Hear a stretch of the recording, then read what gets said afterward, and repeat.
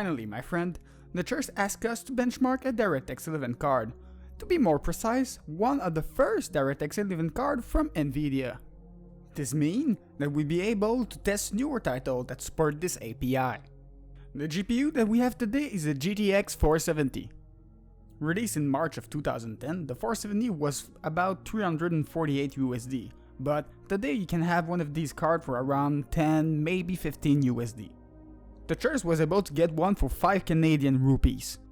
But in the race of technology, they were late, because AMD had already released 6 months ago the 5000 series, supporting DirectX 11 with the AMD HD 5870.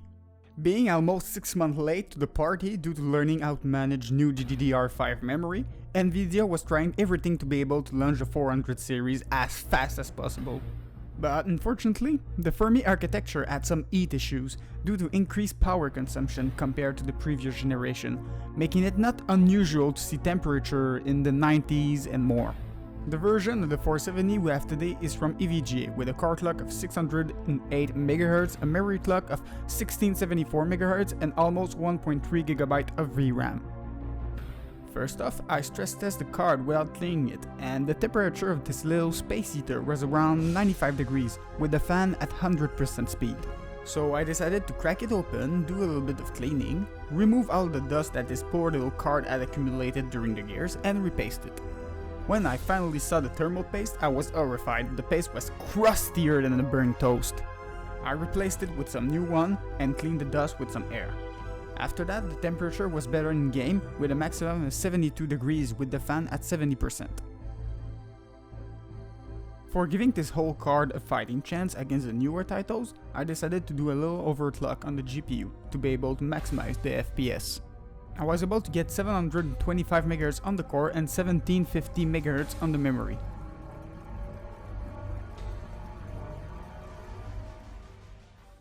First off is CSGO, a must in any benchmark. The game was set at 1080p with all the graphical settings set to the lowest, except anisotropic at 16x with no AA. With an average of 184 FPS and a 1% low of 78 FPS, the game didn't have any stutter and the frame rate was consistent. Most of the time, even with a smoke and a Molotov, the game rarely got below 100 FPS.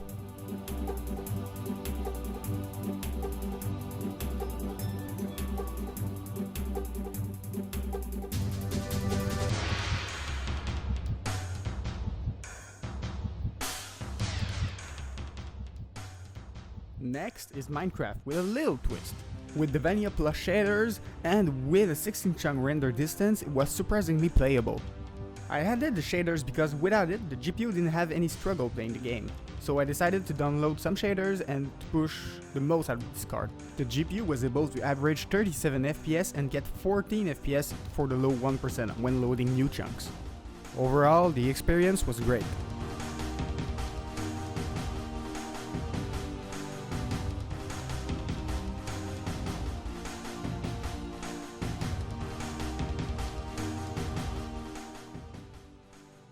For GTA 5 at 1080p with high settings and no AA, the gameplay was smooth 60 FPS and sometimes going to the 70s. Even if the game was warning me that I was exceeding the VRAM limit, the game didn't exceed the 1.3 GB of VRAM. The frame time was perfectly stable and there was no stutter. With an average of 68 FPS and a low 1% of 50 FPS, the GPU didn't have any trouble to run this game with some nice settings.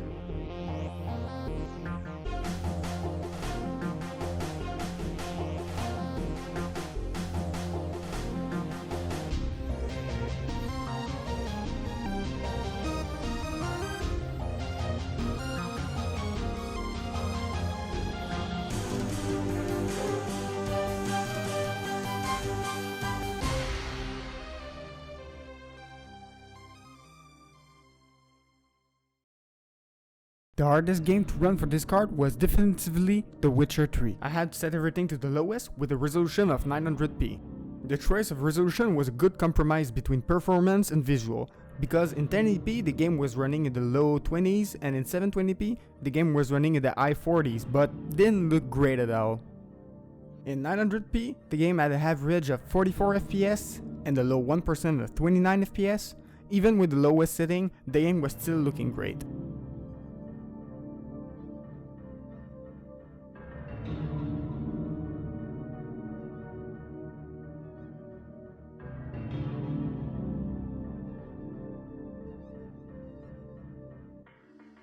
Warframe, a popular free-to-play game that unfortunately ended its DirectX 10 support in January of 2021, making older GPU not even able to launch the game. The GTX 470 was able to get a solid average of 70 FPS with the setting at the lowest and the low 1% of 49 FPS. It's a shame that older GPU is not supported anymore because I would have liked to test a game on weaker hardware. Trying to play Fallout 4 at the 60 FPS lock was challenging on this GPU due to the multiple environment and the absolutely perfect optimization from Bethesda. When I was in the city, the FPS was able to achieve the maximum of 60 FPS with some settings, and when I was looking at the forest, the game would stutter and go into the low 40s FPS. Finally, I was able to get these settings to get 60 FPS most of the time. A favorite of mine is Prey, an immersive sim released in 2017. I was able to replay this great game at an average of 53 FPS and a 1% low of 25 FPS at 900p with the lowest settings. I was in a really intensive place of the game. Maybe if there's a lot of enemies and explosion, the card would be struggling a bit, but it was playable.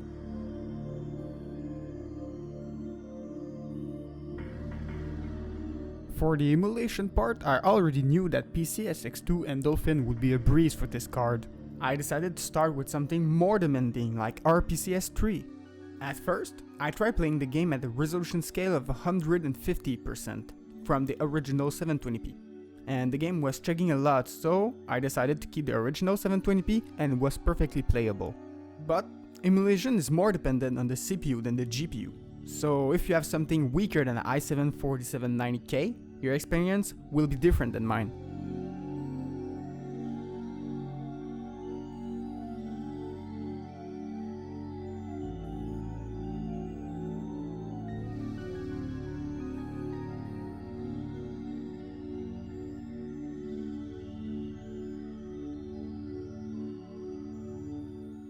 Talking about CPU bottleneck, Xenia was not playable. I'm pretty sure the i7 has something to do with it. Fable 2 was only able to get a merely 20 FPS at most, making the Xbox 360 emulation not possible on this configuration.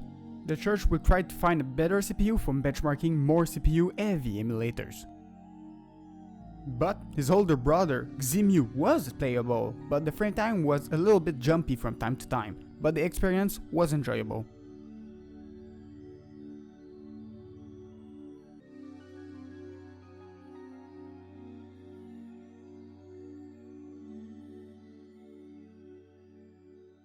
Lastly, here are some games that I tested on the GTX 470.